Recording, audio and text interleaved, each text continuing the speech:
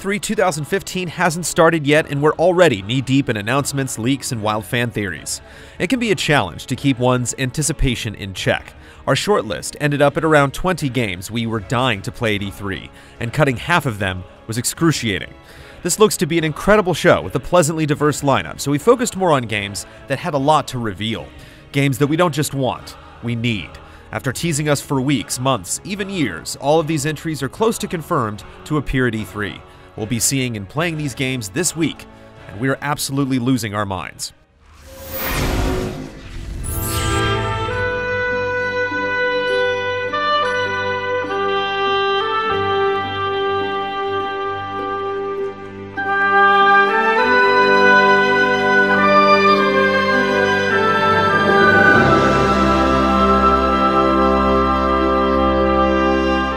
The Last Guardian was announced 6 years ago, and today it feels more like an idea, or a fantasy, a punchline even. But let's remember what we're talking about exactly. This is the third game in the lineage of Ico and Shadow of the Colossus, and it's probably moved to the PlayStation 4. Of course, we're going to anticipate that. It would admittedly be higher on this list if it hadn't already broken our hearts so many times, but a couple new rumors were just the kindling we needed to stoke the flames of our burning desire.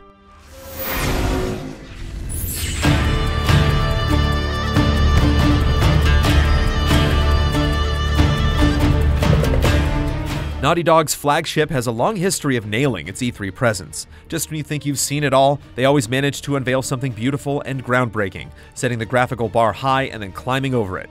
With many years of success in its holster, Drake's adventures carry a critical weight, a standard of excellence. However, each time we've considered their games on a guaranteed course for quality that can't achieve more hype, they've hit us with something we didn't see coming. With this being Nathan Drake's first appearance on the PS4, and potentially his last E3, we can only expect the unexpected.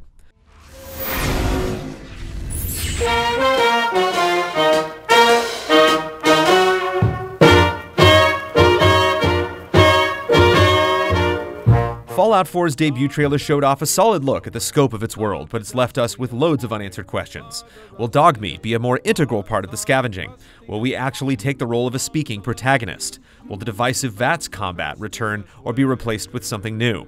Since this is the developer's first title since Skyrim, any advancement could carry over to the next Elder Scrolls game as well. But for now, we're eager to tune into some great tunes on our Pip-Boy and set out across a new section of Wasteland.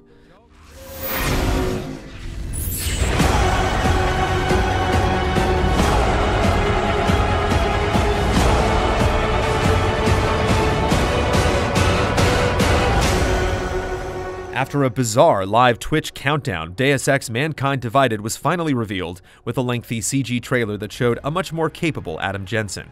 While this set the tone, we can't wait to see the game in motion and how Jensen has upgraded his augmentations. Details have been scarce regarding the Deus Ex universe, a promised ongoing, expanding, and connected world across multiple storytelling mediums. Considering Mankind Divided is confirmed for Square Enix's press conference, we may finally get the answers we're searching for. Human Revolution rose to the bar set by the original Deus Ex, and the idea that Mankind Divided may raise it again has us itching to uncover some conspiracies.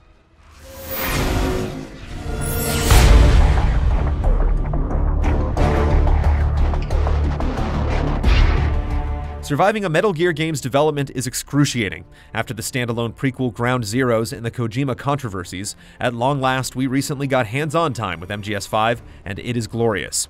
Every weapon, soldier, and animal in the vast worlds you explore can be recruited to the cause of restoring Big Boss to prominence. It feels like a whole new type of Metal Gear game, but it still honors the legacy with a cryptic story and clever enemies. And it feels like we've only scratched the surface on what this game could be. The series always sneaks up on us at E3. Who knows what surprises are in store?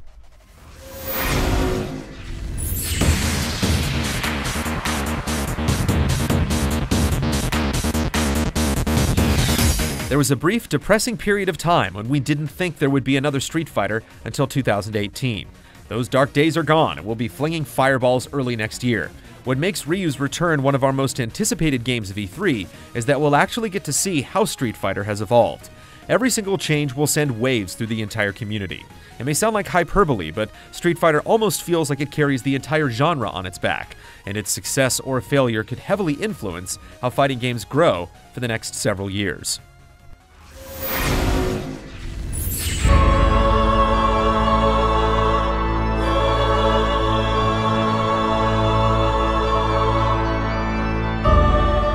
Dark Souls 3, though at this point little more than a string of convincing leaks, should have a good showing at E3. At the very least, we're looking forward to a high-quality CG debut trailer, but ideally, we'd love to see some gameplay outlining series improvements and changes. The Souls series and its most refined and high-quality successor Bloodborne have been making tweaks and changes mostly for the better since Demon Souls, and if Dark Souls 3 is back in the hands of the master, Hidetaka Miyazaki, it'll be a force to be reckoned with.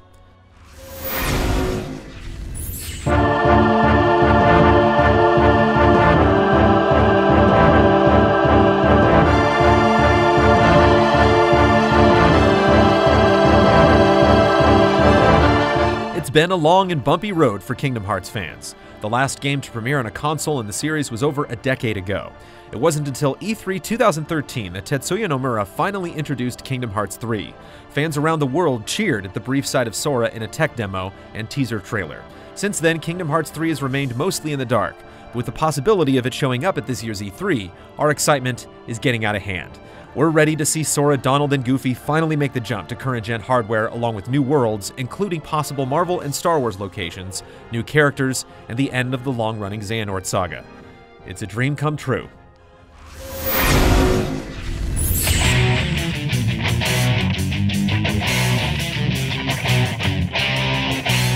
Since Persona 5's announcement, it's been a painstaking wait for any new information.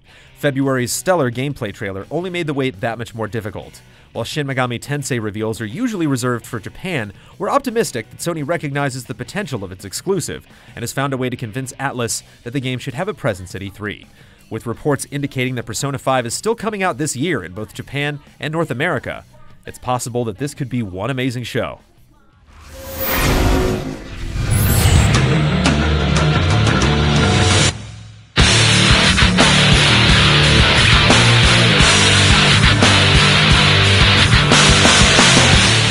It's been more than 20 years since the first Doom, and over 10 since the last major installment.